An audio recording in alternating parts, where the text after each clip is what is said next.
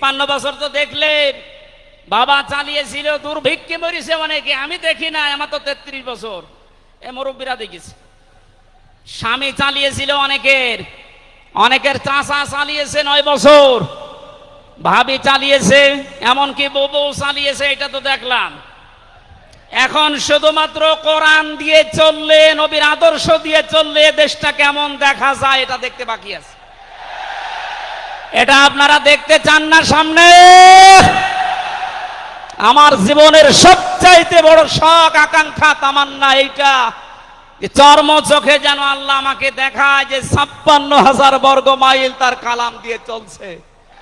আলহামদুলিল্লাহ রব্বিল মাশরিকাইনি ওয়া রব্বিল মাগরিবাইন আল্লাযী খালাকা কুল্লা শাইইন যাওজাইন ওয়া আওজাবা আলাইনাল ইহসানা বিল ওয়ালিদাইন ওয়া নাশহাদু আল্লা ইলাহা ইল্লাল্লাহু ওয়াহদাহু লা শারীকা লাহু ওয়া আশহাদু আন্না মুহাম্মাদান আবদুহু ওয়া রাসূলুহু সাইয়্যিদুল কাউনাইন সাল্লাল্লাহু আলাইহি ওয়া আলা আলিহি ওয়া সাহবিহি ওয়া আতবাইহি আজমাইন লাইলা ওয়া নাহারান ফিত তারফাইন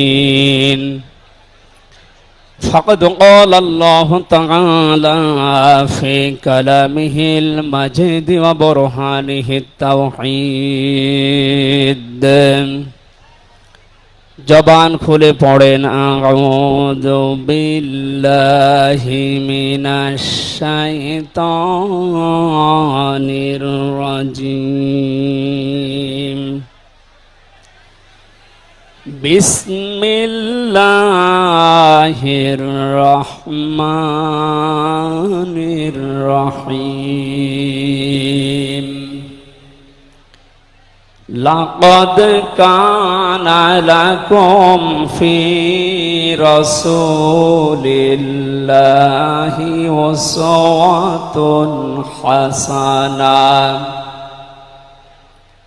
উসওয়াতুন হাসানাতুন লিমান কানা ইয়ারজুল্লাহা ওয়াল ইয়াউমাল আখিরা ওয়া যাকারাল্লাহা কাসীরা সাদাকতা ইয়া রাব্বানা। عن أبي هريرة رضي الله تعالى عنه قال قال النبي صلى الله عليه وسلم من مات ولم يغزو ولم يحدث به نفسه مات على شعبة من النفاق رواه مسلم. وقال تعالى في شان حبيبي إن الله وملائكته يصلون على النبي يا أيها الذين آمنوا صلوا عليه وسلموا تسليما اللهم صل على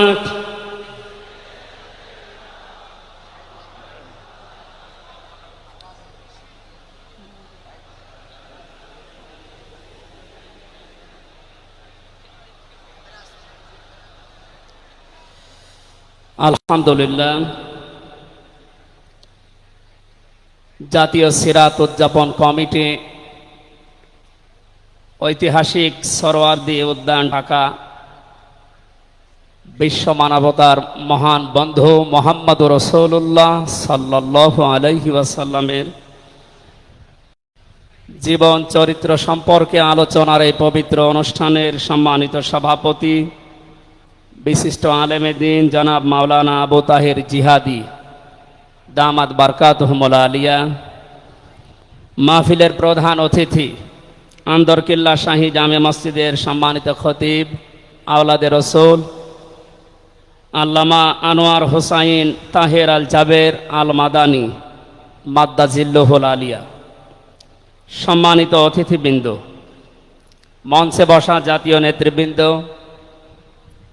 সামনে বসা মুসলমান ভাইরা, পর্দার আড়ালের সম্মানিতা মা এবং বোনেরা, প্রশাসনের ভাইরা, প্রাণ প্রিয় ঢাকাবাসী, সবাইকে নিয়ে মহান রব্বুল ইজ্জাত আল জালালের দরবারে শুকরিয়া জানাচ্ছি, যিনি মহামানবের জীবন চরিত্র সম্পর্কে আলোচনার এই পবিত্র অনুষ্ঠানে আমাদেরকে হাজির হওয়ার তৌফিক দিলেন। জবান খুলে বলছি আলহামদুলিল্লাহ। কথা বলার প্রথমে আমি স্মরণ করছি 2024 সালের আগস্টের 5 তারিখ পর্যন্ত যারা মুক্তভাবে কথা বলার পরিবেশ তৈরি করে দেওয়ার জন্য নিজের জীবন পর্যন্ত দিয়ে গেলেন, শাহাদতের সর্বোচ্চ মাকাম আল্লাহ যেন তাদেরকে দান করেন। আমরা কিছু ভিডিও দেখতে পাচ্ছি, অনেকে বলছে তারা শহীদ হয়নি, তারা নিজেদের বুককে গলির সামনে, অস্ত্রের সামনে পেতে আত্মহত্যা করেছে। তারা কাদের কাছ থেকে কি পেয়ে কি খেয়ে কথা বলছেন আমি জানি না। কোরআনে কারিমে আল্লাহ তাআলা 1500 বছর আগে জানিয়েছে। শহীদ এই শব্দটা আমাদের এই বাংলাদেশ, ভারত, পাকিস্তানে যেভাবে ব্যবহার হয়, এটা এত সস্তা বিষয় না, অনেক দামি বিষয়। শহীদদের ব্যাপারে কথা যেন মানুষ উল্টা পাল্টা না বলে, এজন্য মানুষের মুখের উপরে আল্লাহ নোটিশ জারি করে দিয়েছে। আল্লাহ পাক বলেন, ওয়ালা তাকুলু লিমান ইউকতালু ফি সাবিলিল্লাহি আমওয়াত বাল আহইয়াউন ইনদা বাল আহইয়াউ ওয়ালাকিন লা তাশউরুন। সূরা বাকারার 154 নম্বর আয়াতে আমি যতগুলো তাফসীর পড়েছি, সব মুফাসসির আয়াতের ব্যাপারে একই বক্তব্য দিয়েছেন। আল্লাহ পাক তামাম দুনিয়ার সব মানুষের মুখের উপরে নোটিশ দিয়েছেন, ওয়ালা তাকুলু, কেউ এ কথা বলবা না যে মানুষগুলো আমি আল্লাহর জন্য জীবন দিয়েছে, এরা মারা গেছে, কথা কখনো বলবা না। কারণ তারা জীবিত এবং তারা, তোমরা এই বিষয়টা বোঝো না, উপলব্ধি করতে পারো না। মুখের পরে মানুষ যেহেতু অন্তর দিয়ে ধারণা করতে পারে, এই জন্য আল্লাহ হৃদয়ের উপরে, অন্তরের উপরেও নোটিশ দিয়েছেন, ওয়ালা তাহসাবান্নাল্লাযীনা কুতিলু ফি সাবিলিল্লাহি আমওয়াতা বাল আহইয়াউন ইনদা রাব্বিহিম ইরযাকুন। সূরা আলে ইমরানের 169 নম্বর আয়াতে আল্লাহ জানিয়েছেন, মুখ দিয়ে তো বলাই যাবে না যে শহীদরা মারা গেছে, এমনকি অন্তরে ধারণাও আনবে না যে শহীদরা মারা গেছে, বরং তারা জীবিত এবং আমি আল্লাহর কাছে তারা রিজিক প্রাপ্ত হচ্ছে। বলেন আল্লাহু আকবার। এই আয়াতটা যে 100% বাস্তব। আমি কিছুদিন আগে গিয়েছিলাম গাইবান্ধা, বাংলাদেশ ইসলামী ছাত্র শিবিরের সদস্য ছিলেন ভাইটা। আগস্টের 5 তারিখের আগে তিনি জীবন দিয়েছেন জালিমের বুলেটের সামনে। শহীদ সাব্বির হোসাইন, 1 মাস পরে তার কবর ভেঙে গিয়েছিল এই বৃষ্টির পানিতে, তাজা রক্ত কবর থেকে বের হতে দেখা গিয়েছে। একটা মানুষ যদি খাবার না খাবে তাহলে রক্ত পেল কোথায়? এজন্য এগুলো যারা ছড়াচ্ছেন, আমরা আশা করব এই বিষয়গুলো আর সামনে নিয়ে আসবেন না। আমরা কোরআনে কারিমের আয়াতের উপরে 100% বিশ্বাস করি এবং একথা বলি, জালেমের জুলুমের সামনে যারা নিজের জীবন পর্যন্ত দিয়ে গেলেন আগস্টের 5 তারিখের আগ পর্যন্ত, প্রত্যেকেই শহীদ যাদের ঈমান আছে। এবং আল্লাহ তাদেরকে যেন শাহাদতের সর্বোচ্চ মাকাম দান করেন, বলেন আমিন। কোথায় ছিলাম আমরা আর কোথায় আছি এখনো বাস্তবতা টের পান না। কিছুদিন আগে বাংলাদেশ জামাত ইসলামের কেন্দ্রীয় আমিরে জামাত ডক্টর শফিকুর রহমান কুষ্টিয়াতে গিয়েছিলেন। প্রায় 5,000 মানুষকে নিয়ে তিনি একটা অনুষ্ঠান করলেন, যারা 16 জন শহীদ হয়েছিল কুষ্টিয়ায়। বাংলাদেশ জামাত ইসলামের পক্ষ থেকে 2 লক্ষ করে টাকা তাদের পরিবারের হাতে তিনি তুলে দিলেন। প্রায় 2.5-3 ঘন্টায় অনুষ্ঠানগুলো আমরা দেখলাম। বলেন তো, আগস্টের 5 তারিখের আগে 5,000 না, এরকম মানুষ যদি 5 জন এক জায়গায় হইতো 14টা মামলা হয়ে যেত। কোথায় ছিলাম আমরা আর কোথায় এখন পৌঁছিয়েছি, এরপরও যদি এটাকে কেউ নিয়ামত মনে না করে। গতকালকের একটা জরিপ আমি পেয়েছি, বাংলাদেশে 100 জনের 14 জন এখনো পর্যন্ত আপা আপনি ঘাবড়াবেন না, আমরা নরম হয়ে যাই, এ দলে আছে। 100 জনের কতজন? 100 জনের 28 জন এখনো পর্যন্ত থালা নেওয়ার জন্য খুব তাড়াতাড়ি করছে। আমি নাম নাই নিলাম। আনন্দের বিষয়, 100 জনের 58 জন মানুষ এখন চাচ্ছে এদেশে আল্লাহর বিধান দিয়ে জমিনটা চলুক। আগস্টের 5 তারিখ খুব বেশি দিন যায়নি। এই কয়েকদিনের ব্যবধানে যদি এই অবস্থা সৃষ্টি হয়, এই জন্য আমার মনে হচ্ছে এদেশের অনেক মুনাফিকেরা বুঝে ফেলেছে বিষয়টা, এজন্য খুব তাড়াতাড়ি করছে যে থালা আমাদের হাতে দিন। আমার দাদা একটা গল্প বলতেন। এক লোক বিবাহ করার পরে বাসর রাতে বউকে রেখে একটু বাইরে গেছে। দাদি শাশুড়ি এসে বলছে, আমার কিন্তু পতি চাই, তুমি কি করবা আমি জানি না। নতুন বউ ডাক দিয়ে বলছে, দাদি শাশুড়ি আমার একটু সময় দেন, আপনার পতি হবে, অসুবিধা নেই। শাশুড়ি এসে বলছে, বৌমা আমার কিন্তু নাতি চাই। ঠিক আছে, আমার সময় দেবেন তো। দেবর আর ননদ এসে বলছে, ভাবি আপনি কি করবেন আমরা জানি না, আমাদের কিন্তু ভাতিজা চাই। কিছুক্ষণ পরে স্বামী এসে বলছে, বউ তুমি কি করবা আমরা জানি না, আমার বেবি চাই। বউ মাথা উঁচু করে বলছে, তোমরা কি সব পাগলের বংশ? আমার এখনো কিছুই হয়নি, এরপরে 10 মাস 10 দিন সময় লাগবে, তারপরে কারো বেবি চাই, কারো ভাতিজা চাই, কারো নাতি চাই, সব হবে। আমারে তো সময় দেবেন নাকি? 15.5 বছরে যে জঞ্জাল তৈরি হয়ে আছে, 1-1.5 মাসে পরিষ্কার করা সম্ভব? আপনি কি মনে করেন? যারাই দায়িত্ব পেয়েছে ছাত্র জনতার হাত থেকে, দেশের মানুষের হাত থেকে, তাদেরকে তো একটু সময় দেবেন নাকি? কুষ্টিয়াতে বাংলাদেশ জামাতে ইসলামের শ্রদ্ধাভাজন আমির উনি সাংবাদিকদের জানিয়েছেন, আমরা সম্মানজনক এবং যুক্তিপূর্ণ সময় তাদেরকে দিতে চাই, যেন দিনের ভোট আর রাতে না হয়। কথা বলেন না কেন? সুতরাং সম্মানজনক সময় নিয়ে তারা ঠিক ব্যবস্থা করবে। যারা খুব তাড়াতাড়ি করছেন, 10 মাস 10 দিন সময় দেবেন না, এমনিতেই বেবি উনি কি ফ্ল্যাক্সি লোড করে নিয়ে আসবে বাড়ি থেকে। সুতরাং আমরা চাচ্ছি, সংস্কার যখন আরম্ভ হয়েছে দেশে, 1628টা চেয়ার আছে এই দেশের মেন চেয়ার, এই চেয়ার না, যিনি পালিয়েছে তার চেয়ার থেকে শুরু করে এদেশের ওসি সাহেবের চেয়ার পর্যন্ত আপনি গণনা করবেন, 1628টা চেয়ার হয়। আমরা চাই খুব তাড়াতাড়ি যারা দায়িত্বে আছেন এই 1628টা চেয়ার যেন খুব তাড়াতাড়ি পরিবর্তন করা হয়, কারণ এগুলো সব ওই জালেমদের দোষ। এগুলো পাল্টিয়ে বৈষম্যের শিকার হয়ে 15.5 বছর যারা ওএসডি হয়েছিলেন, যারা নিজেদের চেয়ার পর্যন্ত পৌঁছাতে পারে নাই, আমরা চাই তাদেরকে এই সমস্ত জায়গাগুলোতে দেওয়া হোক।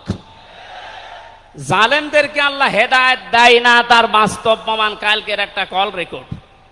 একজনের জন্মদিন নাকি গোপালগঞ্জে পালন করতে দেয়নি এক ওসি সাহেব, এই জন্য বাইরের দেশ থেকে তাকে হুমকি দিচ্ছে যে তার নাম লিস্ট করে রাখো, আমি যদি কোনোদিন আসি তার খবর করব।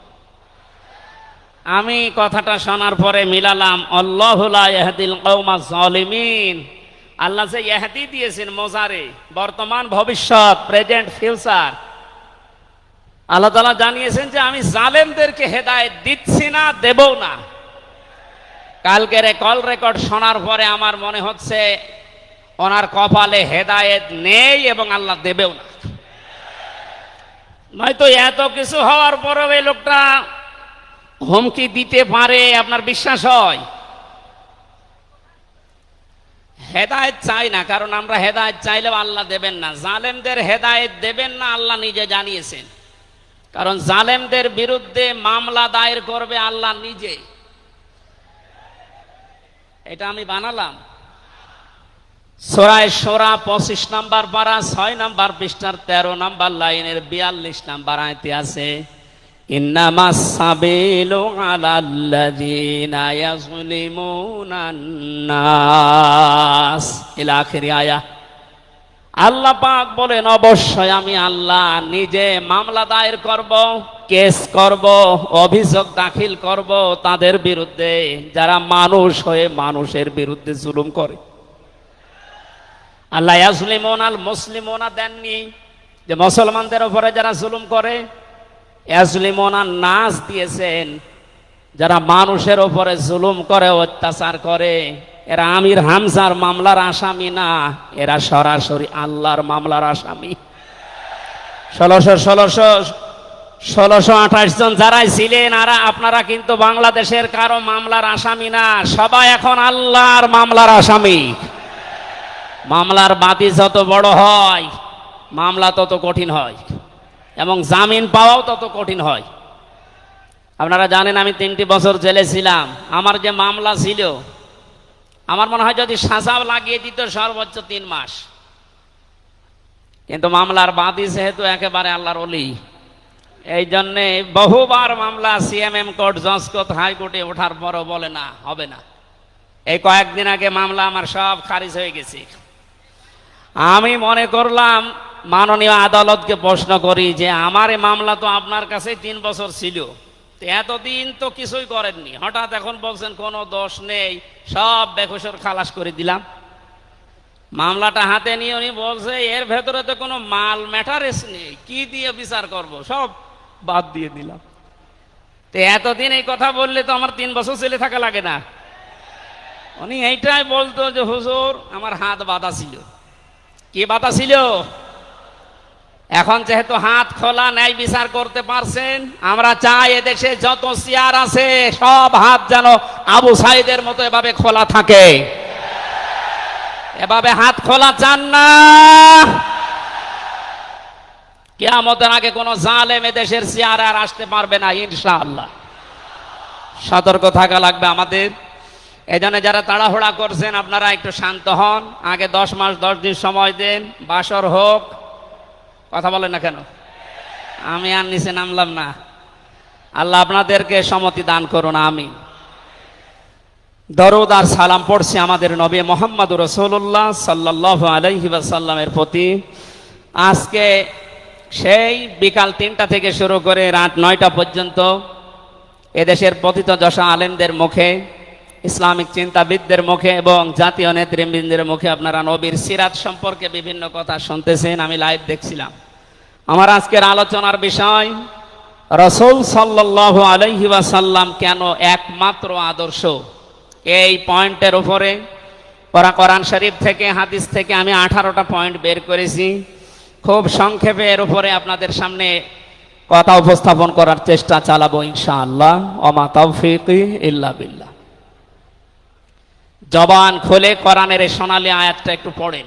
আউযু বিল্লাহি মিনাশ শাইতানির রাজিম। বিসমিল্লাহির রহমানির রহিম।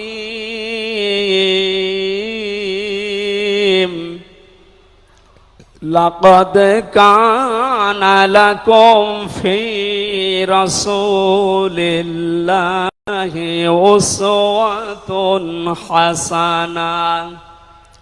সাদাকতা ইয়া রাব্বানা। সূরা আহজাব 21 নম্বর আয়াতের প্রথম অংশ আমরা তেলাওয়াত করলাম। আমার আলোচনার বিষয় হচ্ছে বিশ্বনবী কেন একমাত্র আদর্শ। এ পৃথিবীতে বহু মানুষকে আমরা আদর্শের সৈনিক হওয়ার ঘোষণা দিতে শুনি, তারা স্লোগান পর্যন্ত দেয়, আমরা সবাই অমক সেনা, ভয় করি না বুলেট বোমা। আজকের আলোচনার পর এটা ক্লিয়ার হবে, বিশ্বনবী বাদ দিয়ে অন্য কারো আদর্শের সেনার ঘোষণা যদি কেউ দেয়, এ মারা গেলে নবীর সুপারিশ থেকে বঞ্চিত ও চির জাহান্নামী। আমরা যেহেতু মানুষ এবং আমরা মুসলিম, আমরা জাহান্নামে যেতে চাই না। এই ছোট্ট ভুলের কারণে এই ভুলটা আজকে শুধরিয়ে নেব ইনশাআল্লাহ। সূরা আহজাব কোন সূরা বলেন তো? এটা ক্লাস চলছে, ছাত্রের মতো জবাব দেবে। আহজাব শব্দের শাব্দিক অর্থ দল সমূহ, এর এক বচনে হচ্ছে হিজবুন। হিজবুন মানে দল। পৃথিবীতে দল আছে দুইটা। প্রশ্ন আসতে পারে, বাংলাদেশে প্রায় ৭৩টার উপরে দল, আর দল দুইটা মানে? হ্যাঁ, দল একটা হচ্ছে আল্লাহর দল, একটা হচ্ছে শয়তানের দল।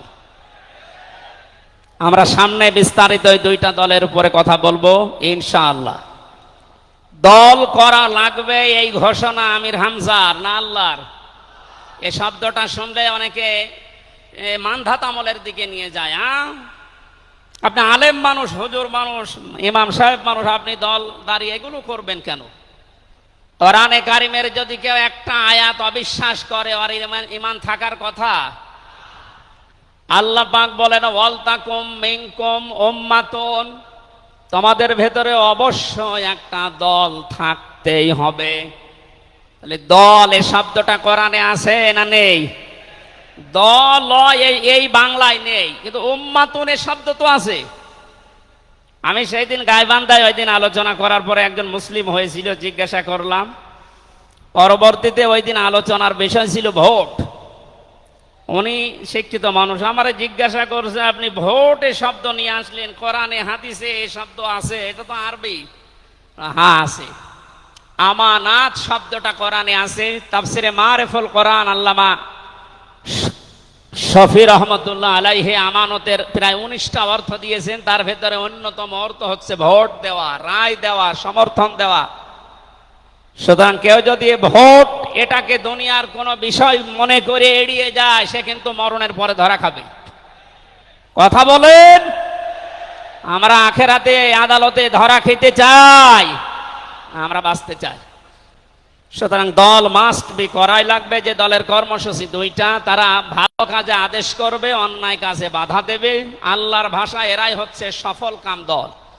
এদেশে যত দল আছে, এই দুইটি কর্মসূচি কারা পালন করে আপনি অবশ্যই দেখতে পাচ্ছেন। আপনার বিবেকের কাছে প্রশ্ন করে আপনি সামনে আগাবেন ইনশাআল্লাহ। তাহলে নবীজি আমাদের জন্য একমাত্র আদর্শ কেন? এর 1 নম্বরে আমি পেয়েছি, তার জীবনটা আমাদের কাছে পরিষ্কার। এই কারণে পৃথিবীতে আমরা যত নেতা নেত্রীকে মেনে চলতে দেখি, যে কোনো রাজনৈতিক দলের নেতা নেত্রী আপনি হন, ওই রাজনৈতিক দলে যাকে মানেন তার চরিত্র জীবন আপনার কাছে কিন্তু পরিষ্কার না। কথা বলে না কেন? আমি নাম ধরেই বলছি, আওয়ামী লীগ যারা করতেন, এখন আওয়ামী লীগ দেশে আছে কিনা আমি জানি না, আছে বললাম ওই যে 14%, ওরাও এখনো পর্যন্ত তওবা করে ফিরে আসার চেষ্টায় আছে। আল্লাহ যেন তাদেরকে তাওফিক দেন। আর যদি হেদায়েত না থাকে, দোয়া করেও তো হবে না, আল্লাহ যেন তাদেরকে মায়ের কাছে পাঠিয়ে দেন। একটু আস্তে বলেন ভাই, এটা জোরে বলার দরকার নেই। জীবনী পরিষ্কার হওয়ার কথা বলছিলাম। যারা করতেন আওয়ামী লীগ, বলেন তো আপনার বিবেকের কাছে, শেখ হাসিনা জীবনে কোনোদিন একটা মিথ্যা কথা বলেনি, এ গ্যারান্টি আপনি দিতে পারবেন? না না, এই কথা বলা ভুল হয়ে গেল। ওনার সারা জীবনে কোনো সত্য কথা আছে কিনা আমার সন্দেহ। আমার এই 33 বছর বয়সে তো আমি কোনো সত্য কথা ওনার কাছ থেকে শুনলাম না। কথা বললেই মিথ্যা কথা বল, ওটা নয় বাদ দিলাম। আর আমি আর একজনের ধরি, বিএনপি যারা করেন, খালেদা জিয়া জীবনে একটা মিথ্যা কথা বলেনি, এ কথা আপনি গ্যারান্টি দিতে পারবেন? জামাত ইসলাম যারা করে, তারা এ কথার গ্যারান্টি দিতে পারবেন যে মরহুম শহীদ মতিউর রহমান নিজামী জীবনে মিথ্যা কথা বলেনি? বলেন না। চরমনাই পীরের মুরিদ যারা, তারা কি গ্যারান্টি দিতে পারে সৈয়দ রেজাউল করিম জীবনেও মিথ্যা কথা বলেনি? একজনের ব্যাপারে গ্যারান্টি আছে, আল্লাহ নিজে গ্যারান্টি দিয়েছেন, তার 63 বছরে একটা মিথ্যা কথা নেই।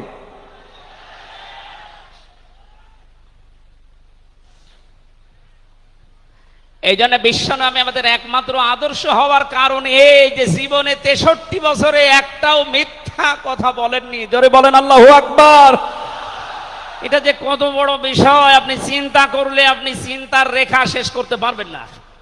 আমাদের দিনের ভেতরে 24 ঘন্টায় কত মিথ্যা আসে, আর তারপর 63 বছরের জীবনে একটা মিথ্যা কথা তিনি বলেননি। 2 নম্বরে পেয়েছি আমি, তিনি উন্নত চরিত্রের অধিকারী ছিলেন। এমন চরিত্র আল্লাহ তাকে দিয়েছিলেন। আমি 3 জন নবীর নাম পেয়েছি, আল্লাহর নামের সাথে তাদের নাম আল্লাহ মিলিয়ে দিয়েছেন। হযরত ইসমাঈল আলাইহিস সালামকে আল্লাহ ডাক দিয়েছিলেন গোলামিন হালিম, আমার সহনশীল বান্দা। হযরত ইসহাক নবীকে আল্লাহ বলেছিলেন গোলামিন আলিম, আমার জ্ঞানী বান্দা। আর মুহাম্মদুর রাসূলুল্লাহকে আল্লাহ ডাক দিয়েছেন ওয়া ইন্নাকা লাআলা খুলুকিন আযীম। জোরে বলেন আল্লাহু আকবার। বৃষ্টি হচ্ছে না বাইরে? এখানে ওঠাউঠি করেন কেন? বসেন বসেন।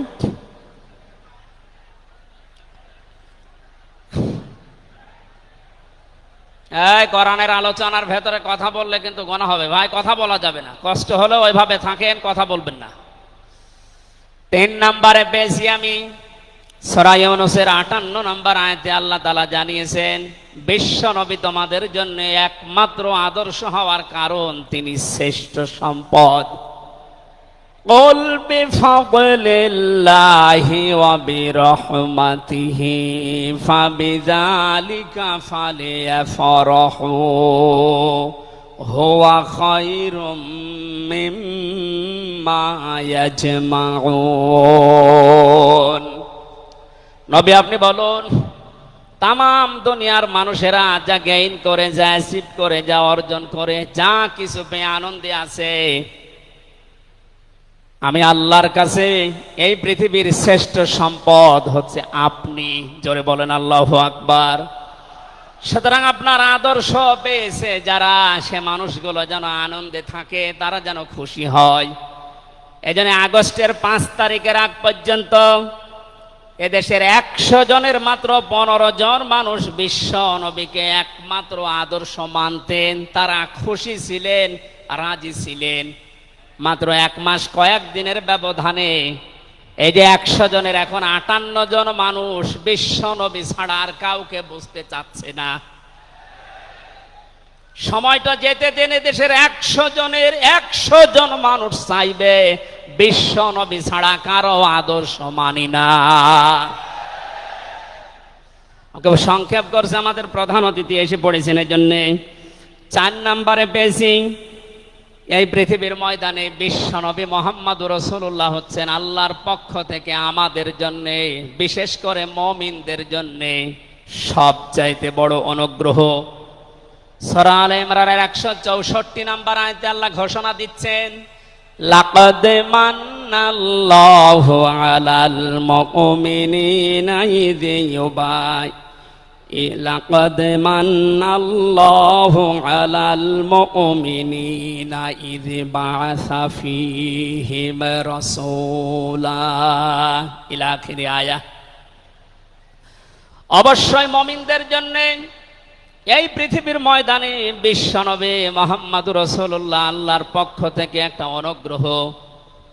আমরা এক একটা আয়াতের ভেতরে বিভিন্ন তাফসীর অনুযায়ী যত কথা আল্লাহ জানিয়েছেন নবীর সম্পর্কে, এই প্রচন্ড গরম আপনাদের কষ্ট হবে যেন আমি খুব সামারাইজ করছি। 6 নম্বরে পৃথিবীর ময়দানে বিশ্বনবী একমাত্র আদর্শ হওয়ার পেছনে কারণ এই, তিনি গোটা জাহানের জন্য ছিলেন একমাত্র রহমত। সূরা আম্বিয়ার 107 নম্বর আয়াতে আল্লাহ এই ঘোষণা দিয়েছেন ওমা আরসালনাকা ইল্লা রাহমাতাল লিল আলামিন। বলেন আল্লাহু আকবার। আল্লাহ আলম বলেন না যে শুধু পৃথিবীর জন্য, আলামিন যত জগৎ আল্লাহ বাজিয়েছেন আর যত জগতে আল্লাহর যত সৃষ্টি আছে, এতানাজ্জালুল আমরু বাইনাহুন্না, প্রতিটি জগতে ওই সৃষ্টি অনুযায়ী আল্লাহর বিধিবিধান নাজিল হচ্ছে।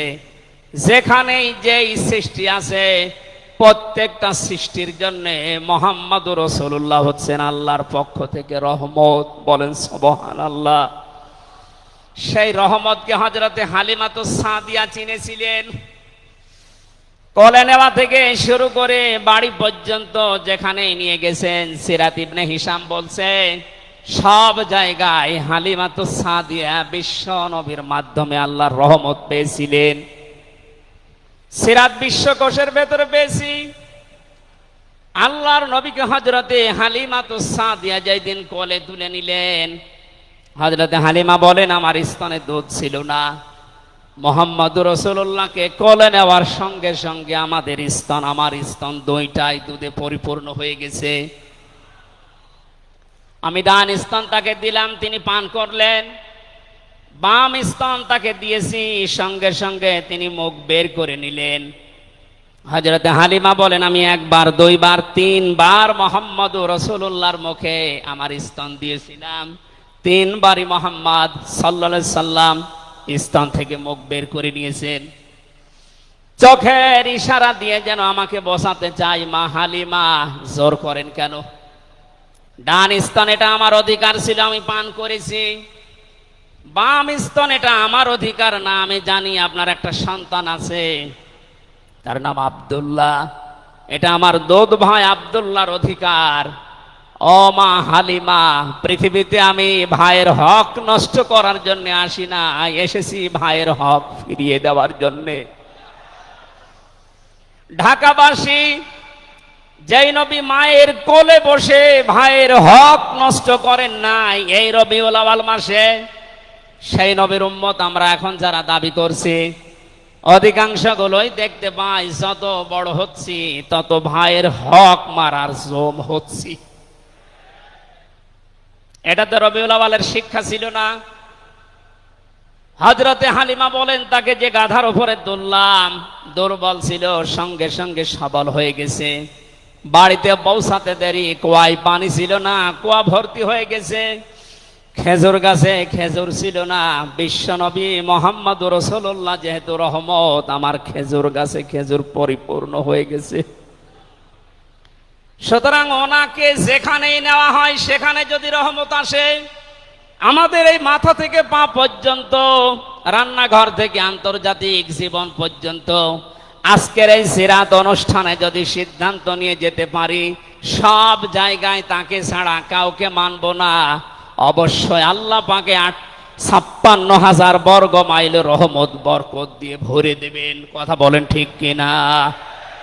আল্লাহ যেন এটা দেন আমাদের মাধ্যমে, বলেন আমিন। 6 নাম্বারটা 7 নাম্বারটা খুব গুরুত্বপূর্ণ, এইটার ব্যাখ্যা করার জন্য আমি 8-10 মিনিট সময় নিলাম, একটু খেয়াল করবেন। বিশ্বনবী আমাদের একমাত্র আদর্শ, এই কারণে 7 নাম্বার পয়েন্টে আমি কোরআন থেকে নিয়েছি। গণা মাপের গ্যারান্টি শুধু তার আদর্শ অনুসরণের মাধ্যমে। পৃথিবীতে বহু মানুষ আছে, বহু বিশ্ব নেতার দাবি অনেকে করছে, অনেকে বিশ্ব মানবতার দাবি করছে, অথচ বিশ্ব নেতা হওয়ার জন্য যে 7টা কোয়ালিটি লাগে আমরা অধিকাংশ মানুষের ভেতরে পাই না, আন্দাজে শুধু ঢোল বাজায়। এ পৃথিবীতে বিশ্ব নেতার দাবি করতে পারেন নবীরা, রাসূলরা। কথা বলেন ঠিক কিনা? এই পৃথিবীতে বিশ্ব নেতৃত্ব দেওয়ার দাবি করতে পারে নবী রাসূলরা। এ কথার সাথে একমত আছেন? আমরা একজন নবীর নাম বলছি, হযরত ঈসা রূহুল্লাহ। তিনি জন্মের পরে তার জাতির লোকেরা তাকে অবৈধ, হারামজাদা, এরকম উল্টা পাল্টা নাম দিয়ে ডাকতো। হযরতে মরিয়ম আলাইহিস সালামের কাছে যখন জিজ্ঞাসা করেছে জাতির লোকেরা বিয়ে হয়নি, সন্তান পেলে কোথায়, খুব খেয়াল করে শুনবেন। হযরতে মরিয়ম ইশারা দিয়েছিলেন দোলনার দিকে, فأشارت إليه قالوا كيف نكلم من كان في المهد صبيا। তিনি ইশারা দিয়ে বললেন, এই যে দোলনায় যে ছেলেটা আছে ওকে জিজ্ঞাসা করো ওর জন্মের পরিচয় বলতে পারবে। ওরা বলছে ছোট্ট বাচ্চা কথা বলবে কি করে। সঙ্গে সঙ্গে দোলনা থেকে হযরত ঈসা তার এই জাতির লোকের এই কথার উত্তর দিয়েছেন, জবাব দিয়েছেন, ক্বালা ইন্নী আবদুল্লাহ আতানিয়াল কিতাবা ওয়া জাআলানি নাবিয়্যা ওয়া জাআলানি মুবারাকান আইনামা কুনতু ওয়া আওসানি বিস-সালাতি ওয়াজ-যাকাতি মা দুমতু হাইয়্যা। বলেন আল্লাহু আকবার। দোলনা থেকে হযরত ঈসা বললেন, আমি অবৈধ সন্তান না, আমি জারজ না, আমি আল্লাহর বান্দা। আল্লাহ পাক আমাকে জামানায় নবী করে পাঠিয়েছেন এবং আমাকে সামনে কিতাব দেবেন। আমাকে তিনি ওসিয়ত করেছেন, আদেশ দিয়েছেন আমি যেন সালাত আদায় করি, যাকাত আদায় করি যতদিন আমি জীবিত আছি। আমার মায়ের সাথে যেন আমি ভালো ব্যবহার করি। এখানে কয়েকটা পয়েন্টের দিকে তাকান। হযরতে ঈসা তিনি নিজের পরিচয় দিতে গিয়ে প্রথমে বললেন, আমি আব্দুল্লাহ, আল্লাহর বান্দা। আল্লাহ আমাকে জামানার নবী করে পাঠিয়েছেন এবং কিতাব সামনে আমাকে দেবেন। আজ পৃথিবীর ময়দানে যারা বিশ্ব নেতা হওয়ার কথা জানায়, যাদেরকে দাবি করা হয়, দেখেন তো এ মানুষগুলোর বাবা এক ধর্মের, মা আর এক ধর্মের। জন্ম আপনার আগে বৈধ হওয়া লাগবে, এরপরে বিশ্ব নেতা। যে 7টা পয়েন্ট আছে আয়াতের তাফসিরে, অত জোরে বলার দরকার নেই, আপনি বুঝলেই হবে। বিশ্ব নেতা হওয়ার জন্য প্রথম কোয়ালিটি থাকবে, আপনার জন্ম হওয়া লাগবে বৈধ। এ পৃথিবীর প্রত্যেকটা নবীর জন্ম ছিল বৈধ, কোন নবী অবৈধ না। কথা বলেন। অথচ এখন অনেককে এমন দাবি করে আকাশে তোলা হচ্ছে যার মা এক ধর্মের, বাবা আর এক ধর্মের। আমি বাকি 6টা নাই বললাম। ঢাকাবাসী, এবার আসেন তো সূরা আলে ইমরানের 131 নম্বর আয়াতের এই ব্যাখ্যাটা বলার জন্য আমি এই আশপাশে যাচ্ছিলাম। বিশ্ব নবীকে অনুসরণ করলে জীবনের গুনাহ মাপের গ্যারান্টি দিয়েছেন কে? এতদিন আয়াত যেভাবে শুনেছেন ওইভাবে না, যেহেতু এখন ডিজিটাল যুগ, ডিজিটাল কায়দায় শোনা লাগবে। কুল ইন কুনতুম তুহিব্বুনাল্লাহা ফাত্তাবিউনি ইউহিব্বুকুমুল্লাহ ওয়া ইয়াগফির লাকুম যুনুবাকুম আল্লাহু গফুরুর রহিম। এটা তাফসিরে ফি জিলালিল কোরআনে সাইয়্যিদ কুতুব বিস্তারিত দিয়েছেন, আমি শুধু ইঙ্গিত দিচ্ছি, একটু তাকান। আল্লাহ পাক বলেন, নবী আপনি বলুন, যদি আল্লাহকে ভালোবাসি এ দাবি তোমাদের থাকে, এ দাবি আমাদের আছে না নেই? আল্লাহকে আমরা ভালোবাসি এ দাবি আছে না নেই? আল্লাহ বলেন দাবি যারা করে তাদেরকে আপনি বলেন যে ফাত্তাবিউনি, তারা যেন আপনার অনুসরণ করে। আল্লাহ পাক বলেন তারা যদি আপনার অনুসরণ করে ইউহিব্বুকুমুল্লাহ, আমি আল্লাহ নিজেই তাদেরকে ভালোবাসা আরম্ভ করব। আমি যদি কাউকে ভালোবাসি তার জীবনের অপরাধগুলো মাফ করে দেই, আমি গফুর, আমি রহিম। এ পর্যন্ত বাংলা অর্থ ছিল। এবার আসেন ব্যাখ্যায়। এদিকে আসেন আপনারা, এদিকে আসেন। ফাত্তাবিউনি, আমার অনুসরণ করো, আমাকে দেখে দেখে চলো। এখন এই অনুসরণ করা লাগবে কি নবীজির জীবনের আংশিক না পূর্ণাঙ্গ? আরো জোরে বলেন, আংশিক না পূর্ণাঙ্গ? আব্দুল্লাহ ইবনে উবাইয়ের দিকে তাকান, এ লোকটা অনুসরণ করেছিল কিন্তু আংশিক। এই জন্য মুনাফিকের সর্দার হয়ে মারা গেছে। কথা বলেন ঠিক কিনা? তার নামাজ ছিল রসুলের মতো, রোজা ছিল রসুলের মতো, নবীজির পেছনে হজ করেছে, নবীজির সাথে বিশ্ব নবীর সাথে ইফতারি করেছে, কিন্তু বিশ্ব নবী এই পৃথিবীর নেতা এটা সে মানত না। আজ বাংলা সহ বিশ্বে বহু মুসলমান এই থিওরিতে আছে, তারা নামাজ রসুলের মতো পড়ে, রোজা রসুলের মতো রাখে, কিন্তু সমাজ নবীজি, রাষ্ট্র নবীজি 10 বছর কোরআন দিয়ে চালিয়েছিলেন, এইটা মানতে তারা রাজি না। এ মানুষগুলোর অনুসরণ হচ্ছে আংশিক না পূর্ণাঙ্গ? সুতরাং আংশিক অনুসরণ করলে আল্লাহ কি আপনাকে ভালোবাসা আরম্ভ করবে? না। ইহবিব এটা মোজারে, বর্তমান ভবিষ্যৎ, প্রেজেন্ট ফিউচার। যখন আপনি পূর্ণাঙ্গ অনুসরণ করার জন্য দাড়ি থেকে মাথা থেকে শুরু করে পা পর্যন্ত, রান্নাঘর থেকে শুরু করে আন্তর্জাতিক জীবন পর্যন্ত সব জায়গায় বিশ্ব নবীকে অনুসরণের সিদ্ধান্ত নিয়ে নেমে পড়বেন, আল্লাহ তখন ভালোবাসা আরম্ভ করবে। আয়াত অনুযায়ী এদেশে এখনো যারা পূর্ণাঙ্গ অনুসরণ আরম্ভ করেননি, একটু নিজের দিকে তাকিয়ে ভাবেন তো। আপনি 14 বার হজ করতে পারেন, 24 বছর রোজা রাখতে পারেন, প্রতিদিন 72 রাকাত নামাজ পড়তে পারেন নফল, কিন্তু এখনো পর্যন্ত আল্লাহর ভালোবাসা আপনি পাওয়া শুরু করেন। এ কথা বুঝে এসেছে?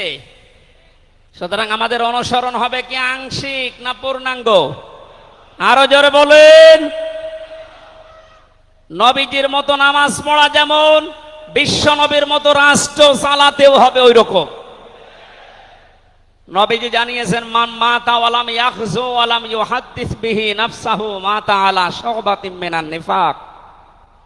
যে লোকটা মরে গেল কিন্তু তার এই চিন্তা ভাবনা ছিল না যে জমিন আল্লাহর কোরআন দিয়ে চলুক, এই লোকটা মুনাফিক হয়ে মরবে, কেউ তাকে বাঁচাতে পারবে না। অথচ এই হাদিসটা সামনে নিয়ে বাংলাদেশে আমরা এখনো অনেককে নামাজ পড়া, রোজা রাখা, দাড়ি রাখা, জুব্বা গায়ে দেওয়া মানুষকেও মুনাফিক হয়ে মরার সম্ভাবনা দেখতে পাচ্ছি। কথা বলে ঠিক কিনা? সুতরাং আমরা চাই নবীজি যেভাবে নামাজ পড়েছিলেন, বিশ্ব নবী যেভাবে রাষ্ট্র চালিয়েছিলেন, ওইভাবে আমাদের এই দেশটাও 10 বছর চলুক। আমিরে জামাত ডাক্তার শফিকুর রহমান কয়েকদিন আগে ঘোষণা দিয়েছেন, 15 বছর লাগবে না, মাত্র 10টা বছর আমাদের হাতে দেন, আমরা গ্যারান্টি দিতে পারি এ দেশের মানুষকে। 9টা পয়েন্ট ওখানে উনি দিয়েছেন, সবগুলোর বাস্তবায়ন করে এই 16 কোটি মানুষকে উনি দেখাবেন। এটাকে আজ অনেকে রাজনীতি মনে করে উল্টাপাল্টা দিকে নিয়ে যাচ্ছেন।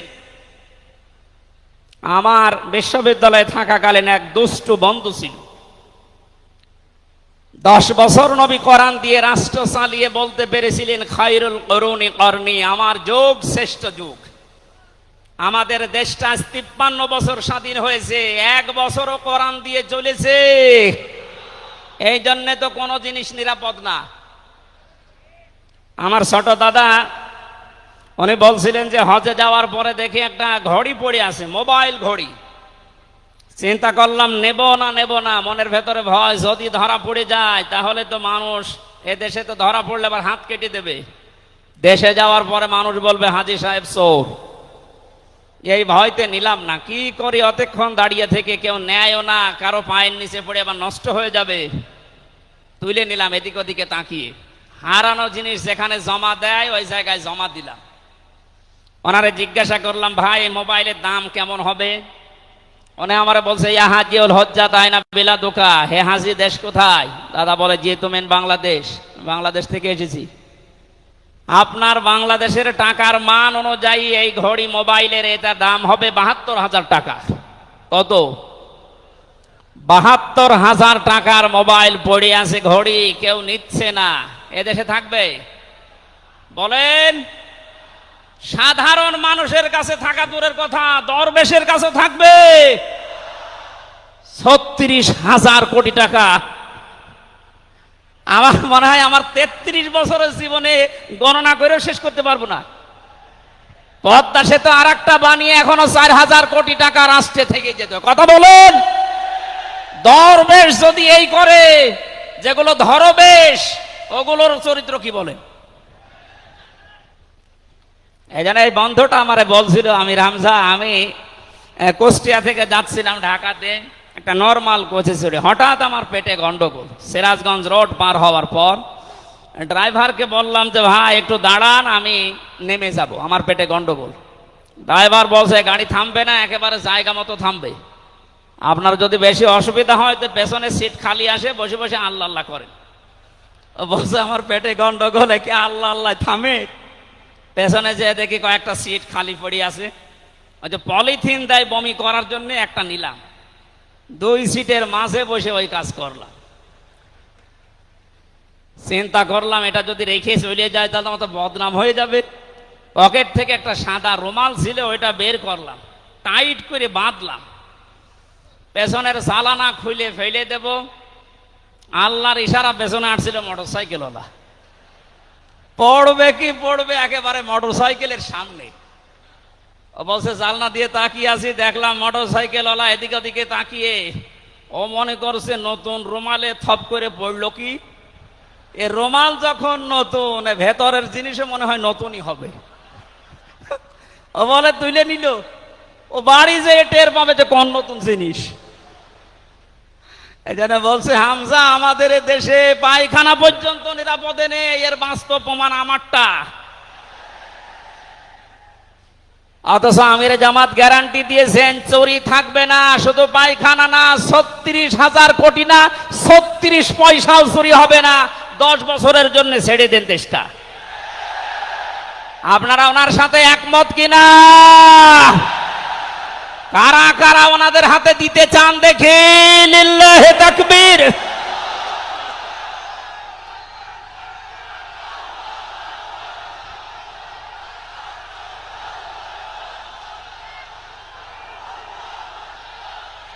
আলহামদুলিল্লাহ ভাই,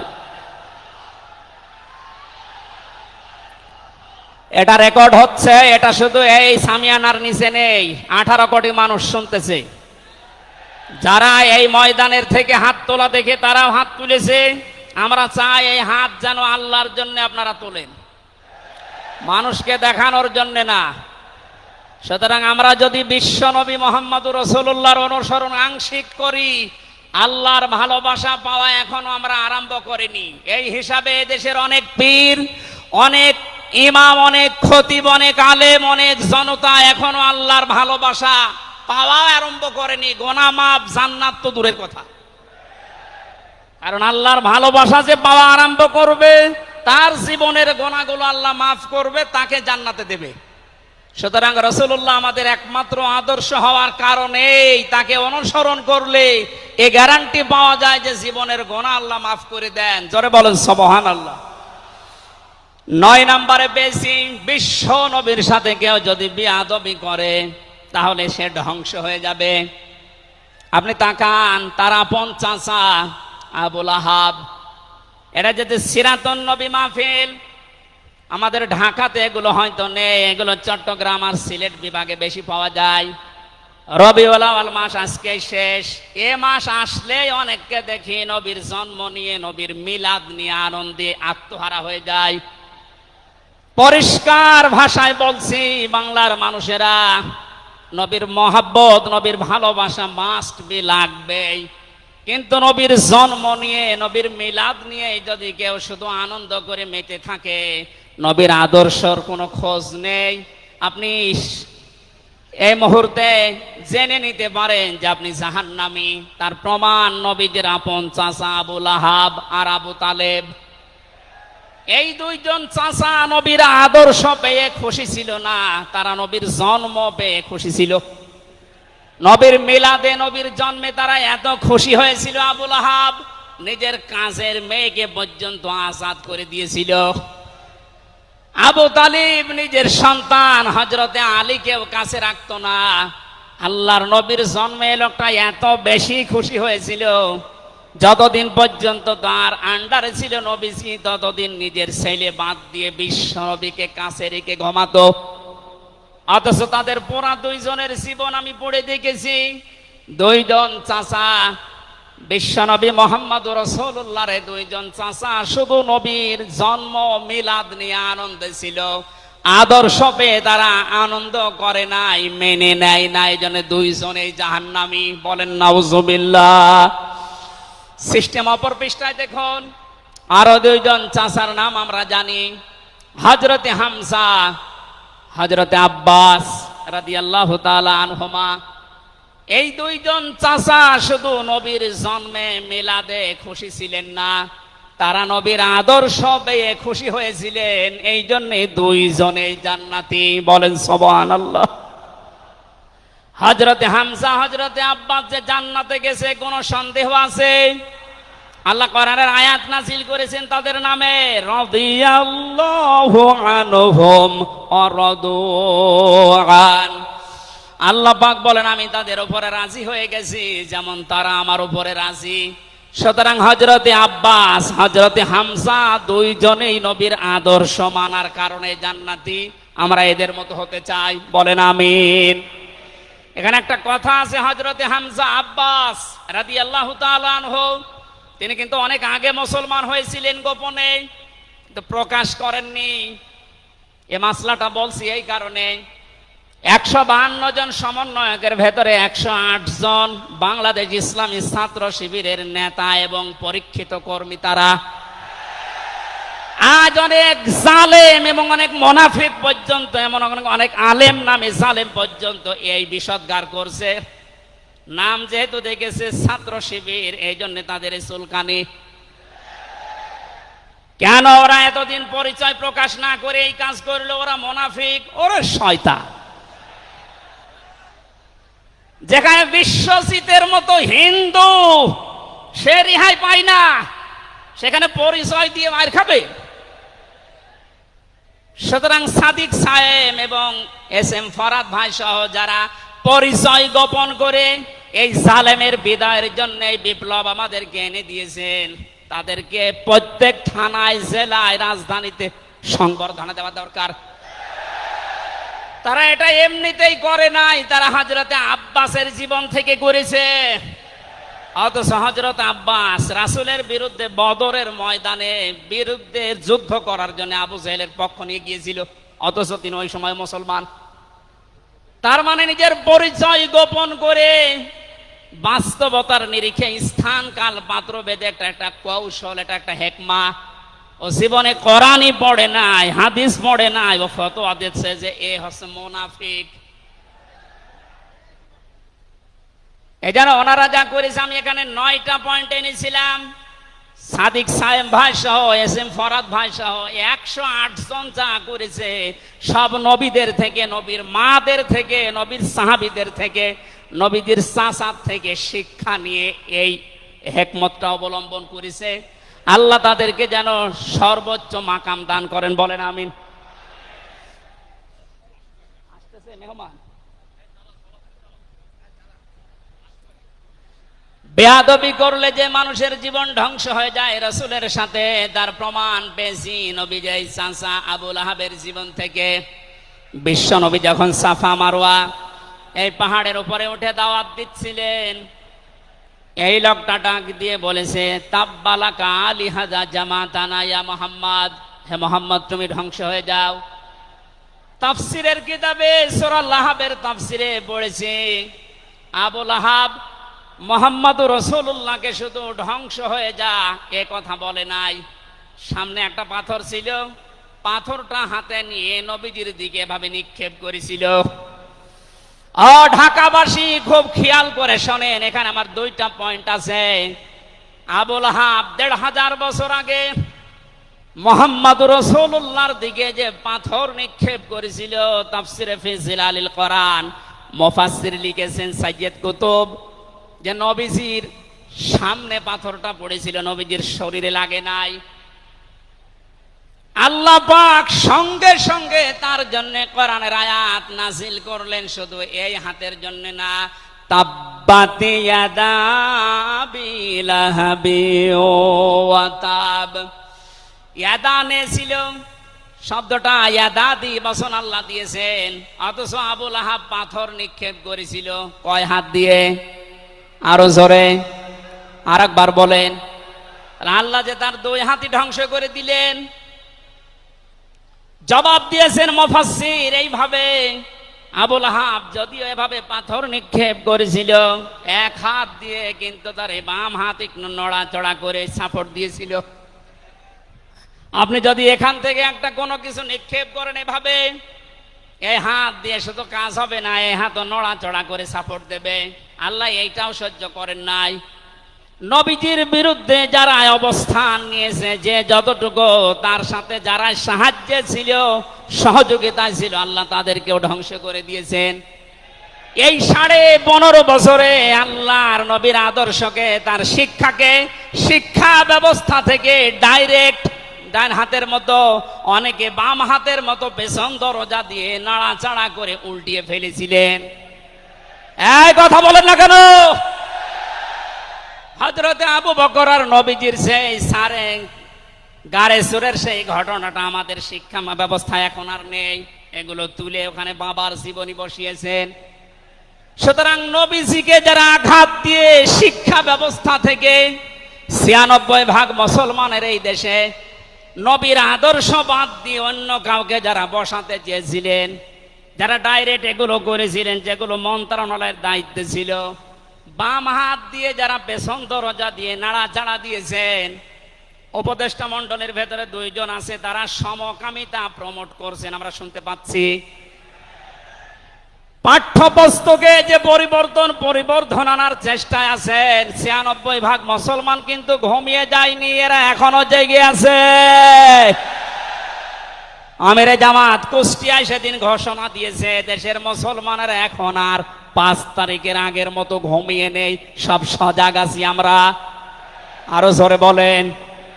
সুতরাং যারা ডান হাত দিয়ে চেষ্টা করছেন আল্লাহ বিরোধী, রাসূল বিরোধী, মানবতা বিরোধী এই কাজগুলোকে প্রমোট করার জন্য, বাস্তবায়নের জন্য, আর পেছনের দরজা দিয়ে যারা বিভিন্ন নাম নিয়ে আবুল আহাবের বাম হাতের মতো নাড়াচাড়া দিচ্ছেন, আল্লাহ পাক যদি ধরে আবুল আহাবের মতো ডান হাত বাম হাত সব কিন্তু ধ্বংস করে ছাড়বে।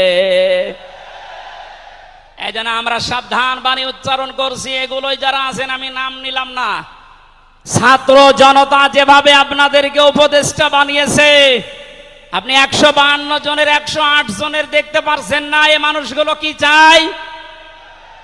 108 জন না, আমি 152 জনের সাথে যোগাযোগ রেখে দেখেছি, সবাই চায় এদেশে আল্লাহর বিধান চালু হোক। এই রবিউল আউয়াল মাসে রাসূলের চরিত্র যেভাবে শুনি, ওটা যেন বাস্তবে দেখতে পাই, সেটা চালু হোক। 53 বছর তো দেখলে বাবা চালিয়েছিল, দুর্ভিক্ষে মরিছে অনেকে, আমি দেখি না, আমার তো 33 বছর, এ মুরব্বীরা দেখেছি। স্বামী চালিয়েছিল অনেকের চাচা চালিয়েছে 9 বছর, ভাবি চালিয়েছে, এমনকি বউ চালিয়েছে, এটা তো দেখলাম। এখন শুধুমাত্র কোরআন দিয়ে চললে, নবীর আদর্শ দিয়ে চললে দেশটা কেমন দেখা যায় এটা দেখতে বাকি আছে। এটা আপনারা দেখতে চান না সামনে?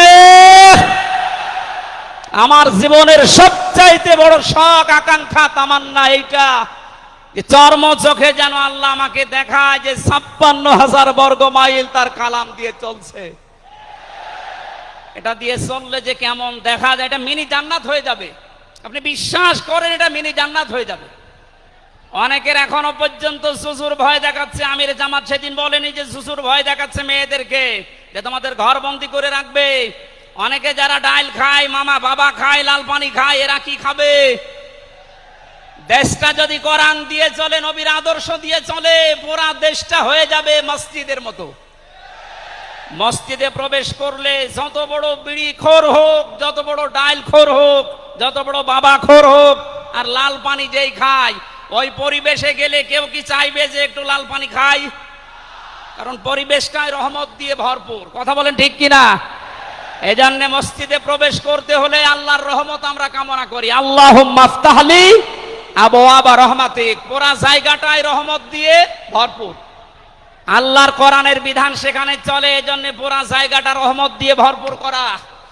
এই দেশটায় যদি আল্লাহর বিধান চালু হয়, রাসূলের আদর্শ চালু করতে পারি আমরা, পুরা দেশটা হয়ে যাবে মসজিদের মতো। তখন আর লাল পানি খেতে, বিড়ি খেতে আপনার মনে চাইবে না ইনশাআল্লাহ। আপনি জান্নাতি হয়ে মারা যেতে পারবেন, এই গ্যারান্টি আমরা দিতে পারি। সুতরাং আমরা রাসূলের সাথে কোনো বিয়াদবি যেন না করি। আমার মনে হয় মেহমান এসে গেছে আমাদের মাঝখানে।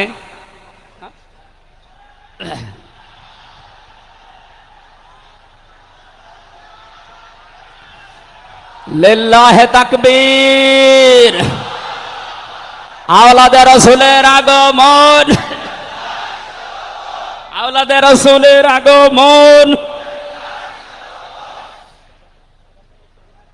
আমাদের মাহফিলের প্রধান অতিথি আওলাদে রাসূল আল্লামা আনোয়ার হোসাইন তাহের আল জাবেরি আল মাদানী মাদ্দাজিল্লাহুল আলী আমাদের মাঝে এসে গেছেন। আমরা যে প্রচন্ড গরমে আপনারা কষ্ট পাচ্ছেন এবং উনি যেহেতু এসে গেছে এখন আর কথা বলা মনে হয় ঠিক হবে না। আমি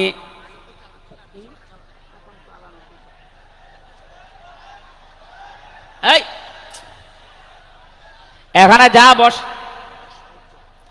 এখানে যা বসা আছে সব আমার উস্তাদের উস্তাদ। এই জন্য আমি কথা বলতে চান, পয়েন্টগুলো শেষ করছি। 10 নম্বরে পেয়েছি তিনি শরীয়ত প্রণেতা, হ্যাঁ বললে হালাল, না বললে হারাম, সুতরাং তার সম্মান অনেক বেশি। 11 নম্বরে তিনি ছিলেন দাঈ ইলাল্লাহ, তিনি ডাকতেন শুধুমাত্র আল্লাহর দিকে। কার দিকে? আমি একটা পয়েন্ট এখানে বলি, খুব খেয়াল করে শুনবেন। সূরা হামিম সেজদার 33 নম্বর আয়াতটা এতদিন যেভাবে শুনেছেন ওইভাবে না, একটু ভালো করে খেয়াল করে শোনেন। আল্লাহ পাক বলেন, ওমান আহসানু কাওলাম মিম্মান দাআ ইলাল্লাহি ওয়া আমিলা সালিহান ওয়া ক্বালা ইন্নানি মিনাল মুসলিমিন। ওই লোকটার কথার চাইতে আর উত্তম কথা কে বলে দুনিয়ায়? যে লোকটা আল্লাহর দিকে মানুষকে ডাকে, নিজে ভালো ভালো কাজের আঞ্জাম দেয়, আর নিজে পরিচয় ওপেন করে যে আমি একজন মুসলমান। আমি কি বাংলার মুসলমানেরা? আপনি আয়াতের দিকে 3টা বিষয় খেয়াল করেন। এদেশে কম বেশি আমরা 96% যেহেতু মুসলমান, এই জন্য আল্লাহর দিকে আমরা ডাকি, এটা আমি মেনে নিলাম। 2 নম্বরে ভালো ভালো কাজের আঞ্জাম আমরা নিজের জায়গা থেকে,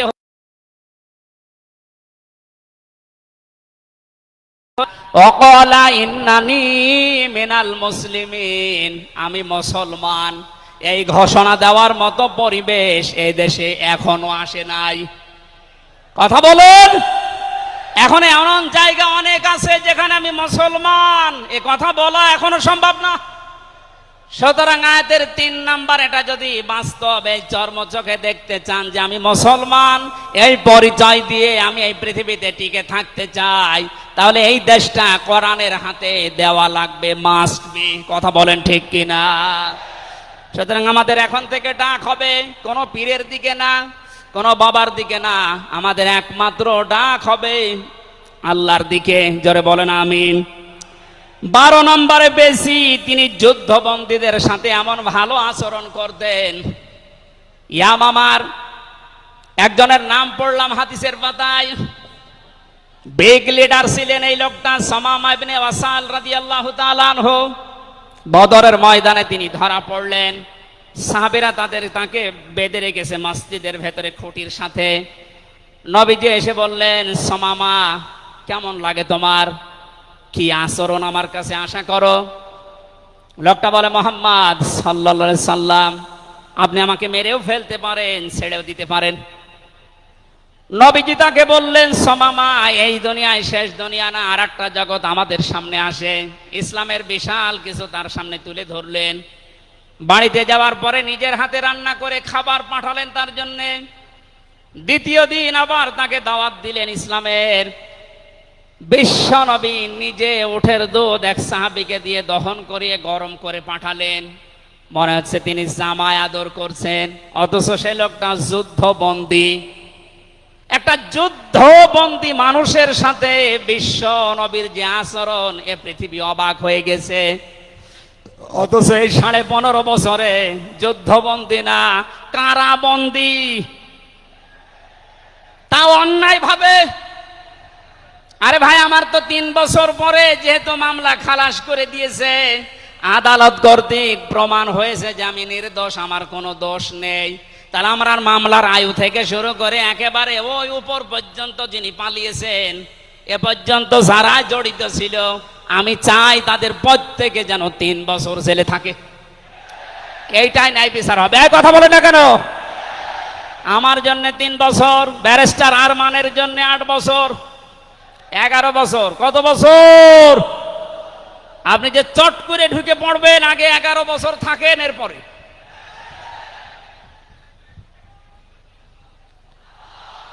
সুতরাং বাস্তবতা এইটাই, শত্রুদের সাথে তিনি যুদ্ধবন্দীদের সাথে কি আচরণ করলেন, আর আমরা অন্যায় ভাবে কারাবন্দীদের সাথে, আমি তো অন্যেরটা জানি না, নিজেরটার সাথে বলছি। এই যে মুরব্বী মানুষ বসে আছে মাওলানা রফিকুল ইসলাম খান, এই মুরব্বীর পায়ে বেড়ি দিয়ে, হাতে হ্যান্ডকাপ দিয়ে, মাথায় দড়ি দিয়ে মনে হচ্ছে গরু টেনে নিয়ে যাচ্ছে। আমার 11 ঘন্টা টাঙিয়ে রেখেছিল, অথচ নিজেরাই বলছিল যে আপনার কোনো দোষ নেই, আমরা জানি। তো দোষ নেই, আমরা ধরে রেখেছেন কেন, ছেড়ে দেন। বলে না, উপরের নির্দেশ। কোথায় পৌঁছিয়েছিল দেশটা। আর তারা এই রবিউল আউয়াল আসলে একদিন ছুটি দিত নবীর জন্মদিন পালন করার জন্য। নবীর আদর্শের কোনো খোঁজ খবর তাদের কাছে নেই। এই উসামা ইবনে ওয়াসাল নবীজির আচরণ দেখে শেষ পর্যন্ত বাপদাদার ধর্ম ত্যাগ করে ইসলাম কবুল করেছিলেন। এই 15 বছর যদি এরকম কিছু দেখাতে পারতেন, লাখের উপরে মানুষ জেল খাটতেছে। আমার মনে হয় 100 জনের 70 জন মানুষ এই দেশে জেল খাটে, কিচ্ছু জানে না। বিশেষ করে 15.5 বছর এই মানুষগুলো আপনার দলে অন্তত না আসলেও আপনার জন্য দোয়া করতো। এরপরে আমি পেয়েছি বিশ্বনবীকে একমাত্র আদর্শ হওয়ার কারণ তিনি শত্রুদের সাথে এমন আচরণ দেখিয়েছিলেন, পৃথিবীতে ইতিহাস হয়ে আছে। তাইফে তিনি দোয়া করেছিলেন, আল্লাহুম্মা হাদি কওমি ফাইন্নাহুম লা ইয়ালামুন। 14 নম্বরে পেয়েছি তিনি নবী এবং রাসূলদের নেতা ছিলেন। 15 নম্বরে ছিল তার বক্ষ ছিল উন্মুক্ত। 16 নম্বরে পেয়েছি তিনি ছিলেন লাইট বা আলো। 17 নম্বরে তিনি ছিলেন স্নেহময়, মমতাময়। 18 নম্বরে তিনি ছিলেন কমল হৃদয়ের অধিকারী। এক একটা শব্দের ভেতরে লক্ষ লক্ষ কথা আল্লাহ লুকিয়ে রেখেছেন। রাসূলের জীবনে 1 ঘন্টা 1.5 ঘন্টায় না, কিয়ামত পর্যন্ত যদি কেউ আলোচনা করে, আমি 31টা বিষয় সাজিয়েছি এক একটা পাঠ অনুযায়ী। সুতরাং এরকম যদি শুরু হয় তো 31 দিন একাধারে লাগার কথা আমার এই ক্ষুদ্র জ্ঞানে। যারা আরো বড় বড় আলেম এখানে বসে আছে, কিয়ামত পর্যন্ত আলোচনা শুনবেন, করবেন। আমাদের নবী আজিম খুলুকিন আজিম, কোনোদিন শেষ হবে না ইনশাআল্লাহ। সুতরাং নবীজি আমাদের একমাত্র আদর্শ, এটাই ফাইনাল। তাকে ছাড়া আমরা কাউকে মানি না। উদারতা আহ্বান জানাচ্ছি তাকে আদর্শ গ্রহণ করার জন্য। আমিন। বারাকাল্লাহু লানা ওয়া লাকুম ফিল কোরআনিল আযীম।